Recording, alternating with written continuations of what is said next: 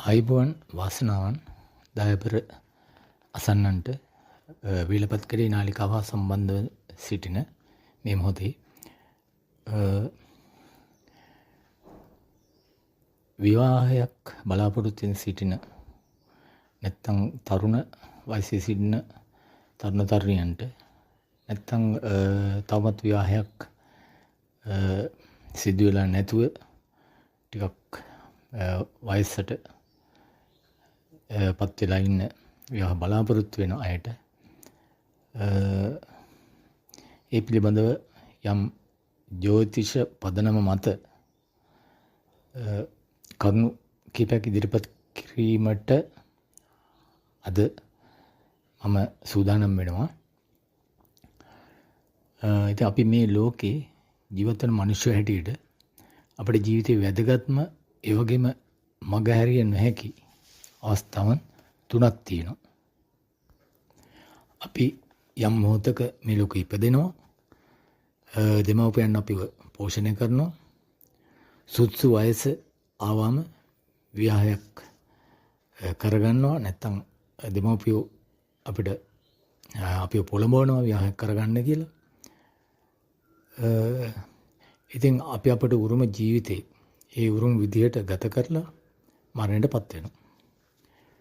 උත්පත්ති මරණය කියන දෙක සෑම මිනිසෙකුටම පොදු අවස්ථාවන් දෙකක්, අනිවාර්ය අවස්ථාවන් දෙකක් වුණත් මේ විවාහය කියන අවස්ථාව බොහෝ විට සැලකෙන්නේ මේ උපන් ජීවිතය තුලම නැවත ඉපදීමක් විදිහට.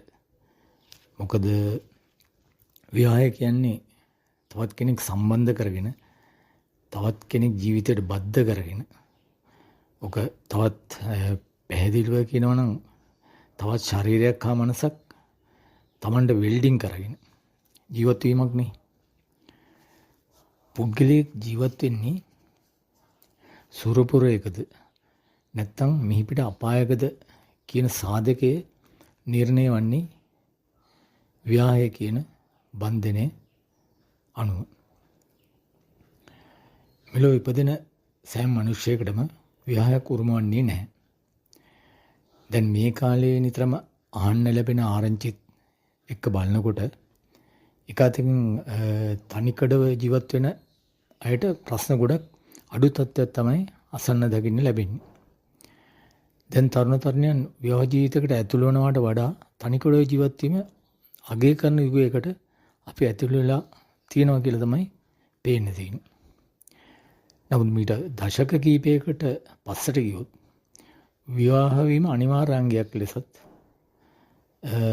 ඒක සැලකුණේ හරියට තනිකඩ පුද්ගලයෙකුට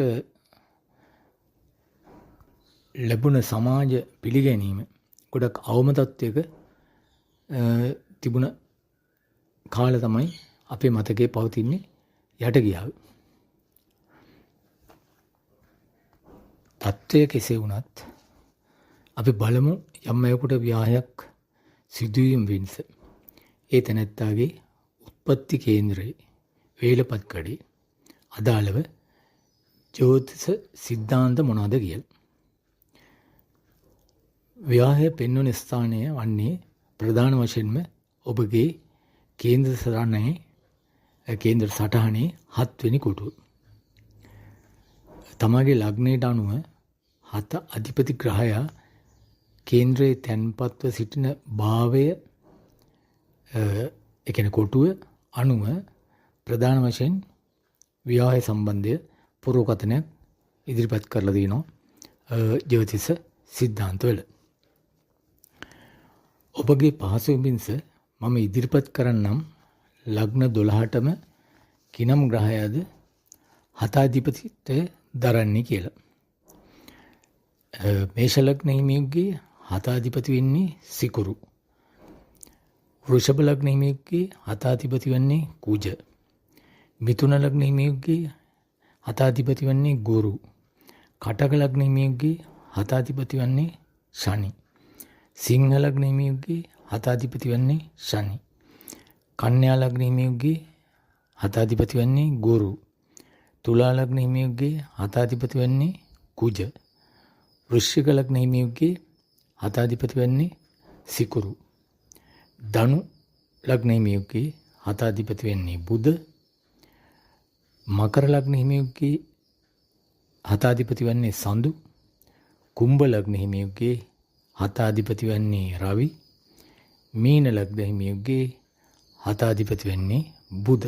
ඔන්න ඔය ග්‍රහයන් තමයි අධිපති ග්‍රහයන් වෙන්නේ 7 වෙන්නට. සෑම ලග්නයක් උදෙසාම. ඔබ විවාහ වන වයසක සිටිනායෙක් නම් ඔබට මේ වෙන විට ලොකු කුතුහලයක් ඇති මගේ විවාහයක් සිදු වෙනවද? කොයි කාලේද ඒක සිදුවන්නේ? මොන වගේ සහකරුවෙක්ද සහකාරියෙක්ද මට කියනවනේ මහ බබා කොටලා තියන්නේ කියලා.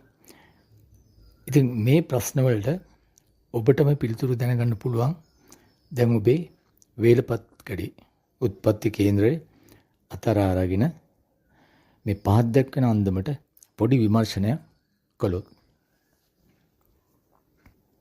දැන් බොහෝ කේන්ද්‍රවල උත්පත්ති කේන්ද්‍රවල ග්‍රහයන්ගේ පිහිටීම සඳහන් වෙන්නේ ඒ භාව 12 කොටු 12 මුල අකුර විතරයි. රවි ග්‍රහයා රයන්න, සඳු ග්‍රහයා ඡයන්න, කුජ ග්‍රහයා කුයන්න, බුධ ග්‍රහයා බුයන්න, ගුරු ග්‍රහයා ගුයන්න, සිකුරු ග්‍රහයා ශුක් යන්න, ශනි ග්‍රහයා ශයන්න. කේතු සහ රාහු අපි මතකට පසුවට තියමු. ඒ සම්බන්ධ වෙනම වීඩියෝක් මම ඉදිරිපත් කරනවා විවාහ සම්බන්ධය කේතු සහ රාහුගේ බලපෑම. දැන් මේ ග්‍රහයන් ප්‍රධාන ග්‍රහයන් 7 දෙනාගේ පිහිටීම විතරක් මේ මොහොතේ කතා කරමු. දැන් ඔබට තියෙන්නේ වේලපත් කෙරේ උපන් කේන්ද්‍රය අතට අරගෙන මුලදී මා සඳහන් කළ පරිදි තමාගේ ලග්නයට අදාළ 7 අධිපති ග්‍රහයා දැනගන්න. එම ග්‍රහයා මේෂ ලග්නයට නම් සිකුරු ශුක්‍ර. එතකොට ඔබගේ උත්පත්ති කේන්ද්‍රයේ ශු අකුර සඳහන් වී ඇති කොටුව කීවෙනි කොටුවද කීවෙනි භාවයේද කියලා සොයාගන්න. වෘෂභ ලග්නයට නම් 7 අධිපති වන්නේ කුජ නිසා කේන්ද්‍ර කොටුවල කු අකුර සඳහන් කොටුව කීවෙනි භාවයේද කියලා දැනගන්න.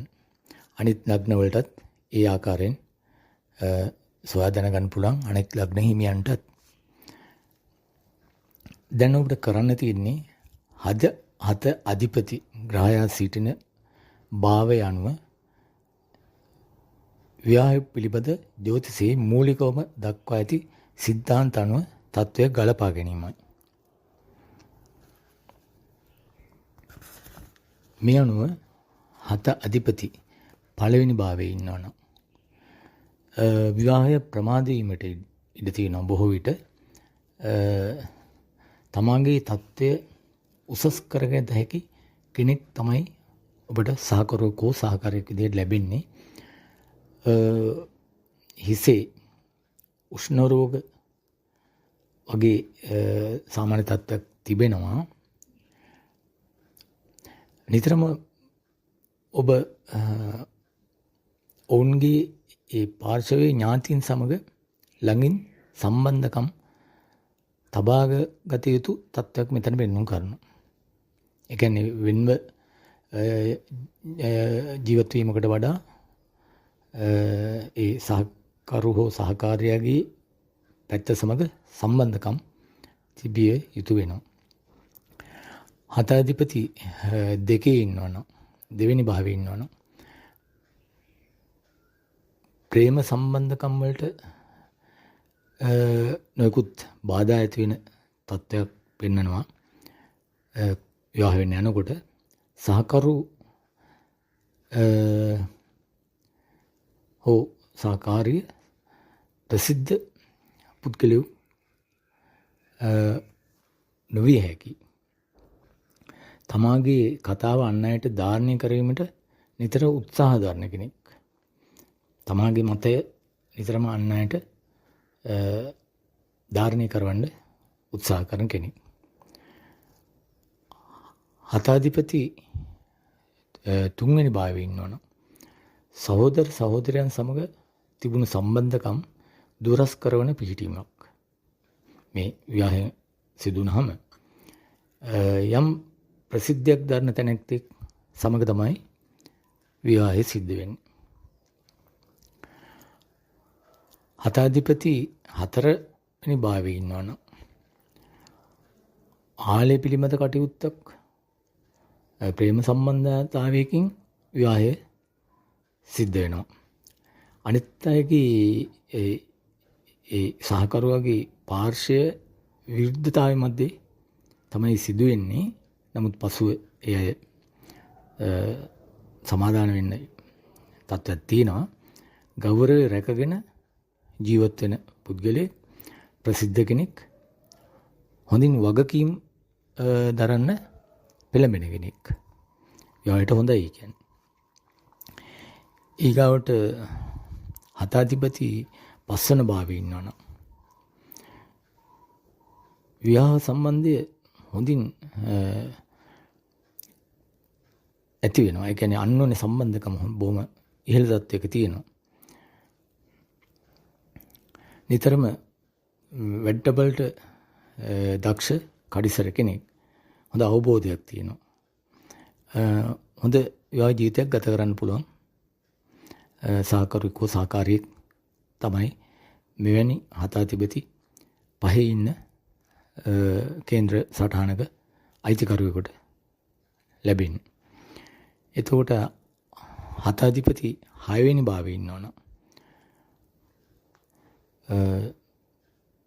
ශරීර ශක්තිය අඩු කෙනෙක් පෙන්වුම් කරනවා විවාහය සඳහා.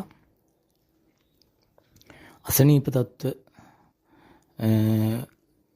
ඇති වෙන කෙනෙක් වෙන්න පුළුවන්. නාදුන්න කෙනෙක් සමග තමයි විවාහ වෙන්න සිද්ධ වෙන්නේ. යෝජනාවකින් වගේ. අනේ ඒ ආකාරයේ විවාහයක් තමයි පෙන්වුම් කරන්නේ. හතාධිපති 7 වෙනි භාවයේ ඉන්නවනේ. දියුණු කෙනෙක්. ඊට බලවත් සම්බන්ධයක් ඇති වෙනවා. කියන්නේ කාටත් වෙන් කරන්න බැරි තත්ත්වයේ බලවත් සම්බන්ධය. විවාහ පිළිබඳ තද ඇල්මක් දක්වන කෙනෙක්. විවාහ සහකරුවාට හෝ සහකාරියට එකිනෙකාට බොහොම ගෞරවයෙන් සලකගෙන ඉන්න කෙනෙක්. හොඳයි. යහපත්. 7 අධිපති 8 වෙනි භාවයේ ඉන්නවනම් මේ අමුවෙන සහකරු සහකාරී ටිකක් නිතර ලෙඩ රෝග වලට ලක් වෙන අයෙක් බව පෙන්වුම් කරනවා. නමුත් අනිත් ග්‍රහ පීඨීම් විමර්ශනය කර බැලිය යුතුයි මේ සඳහා. හරියටම මේ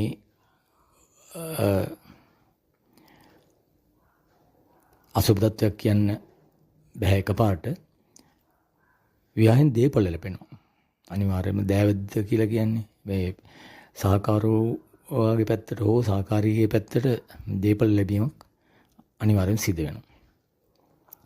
එතකොට ඊගවට 7 අධිපති 9 භාවයේ තන්පත් නම් එයාට තන්පත් ගතිගුණ තියෙනවා. එහෙම කෙනෙක් තමයි හම්බ වෙන්නේ මේ කේන්ද්‍ර හිමියෙකුට. ආගම ධර්මයට එතරම් ලැබියක් දක්වන්නේ නැහැ කෙසේ වුවත්.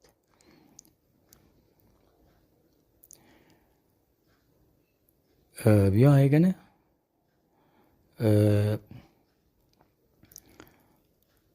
සහයෝගයක් දක්වන අයෙක්. විවාහයෙන් පසු හොඳ සහයෝගයකින් ඉන්න පුළුවන් කෙනෙක් කෙසේ නමුත්. ඊළඟට 7 අධිපති 10 වෙනි භාවයේ ඉන්නවනේ. ඉතා හොඳ උසස් විවාහයක් පෙන්වුම් කරනවා මෙවන් කේන්ද්‍ර හිමියෙකුට. ග්‍රහයෝ අනිත් හොඳින් පිහිටලා තියෙනවා නම් අනිත් ග්‍රහයන් ඉතා හොඳයි. දුක්කල් ජීවත් වෙන කෙනෙක්. කිට්ටු සම්බන්ධයක්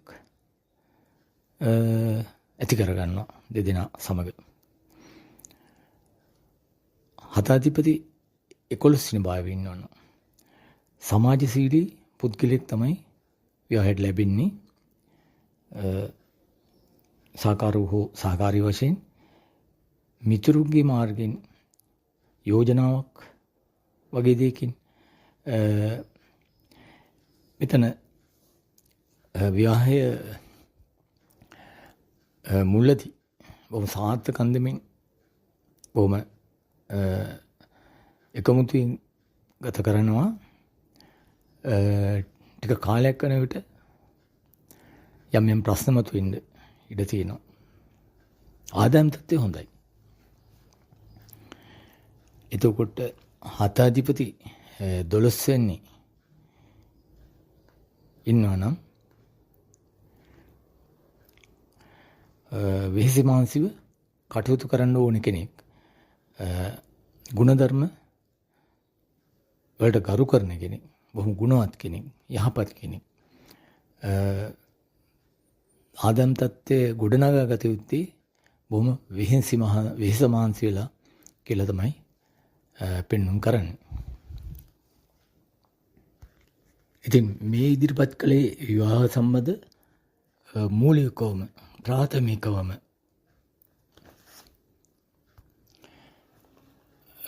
දක්වා ඇති ජ්‍යොතිෂයේ සරල විග්‍රහයක්. මේ අනුව ඔබට අපේක්ෂිත ශුභ තත්ත්වයේ කියවීමක් ලැබුවේ නම් ඔබ සතුටට පත්වන බවත්, අනපේක්ෂිත අන්දමේ කියවීමක් ලැබුණා නම් ඔබ අපහසුතාවයට පත්වන බවත් මා දන්නවා. නමුත් එසේ විය යුතු නැහැ.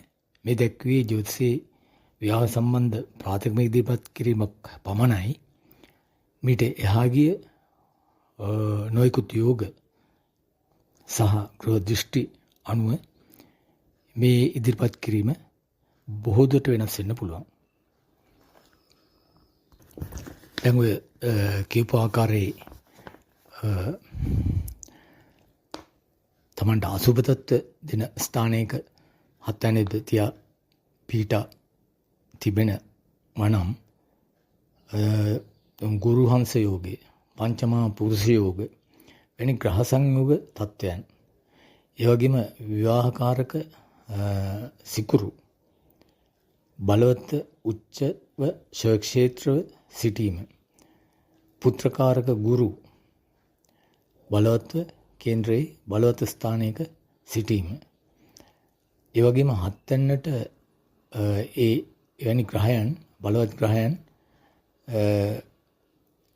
දක්වන දෘෂ්ටි අනුව 7 වෙනි පෙනීම දිහා 7 වෙනි දිහා දැකීම අනුව විවාහ සම්බන්ධය බලවත් සුබඵල උදා කරනවා. ඒ නිසා ඉහත පෙන්වා දුන් 7 අධිපති සිටින භාවය අනුවම විවාහ සම්බන්ධව එක හිලාම බලාපල තීරණය කිරීමට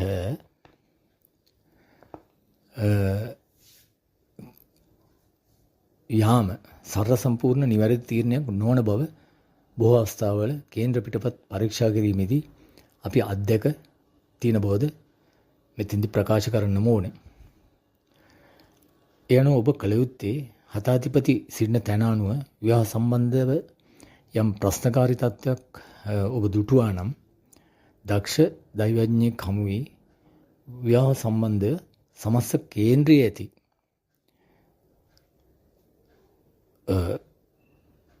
ඒ තත්ත්වය 7 වෙනි අධිපතියා පමණක්ම අනිත් විවාහය සඳහා 7 වෙනි හා අදාළව ඇති තත්ත්වයේ අනිත් ග්‍රහයන්ගේ පිහිටීම්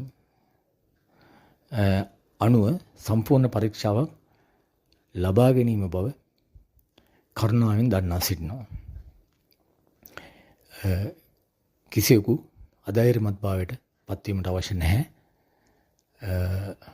මේ தત્ත්වය නිසා. බොහොම ස්තුතියි. ජය වේවා.